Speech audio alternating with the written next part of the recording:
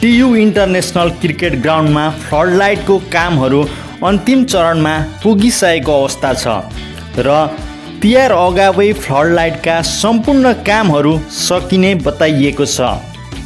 Floodlight निर्माणसँगै NPL season 2 का खेलहरू रात्रिकालीन अवस्थामा पनि खेलाउन सम्भव हुनेछ भने डे नाइट म्याचमा अत्याधिक दर्शकहरूको उपस्थिति रहने हामी अनुमान लगाउन सक्छौँ र साथै प्याराफिट निर्माणको काम पनि भएको छ भने अब हुने एनपिएल भव्य हुने कुरामा हामी ढुक्क हुन सक्छौँ।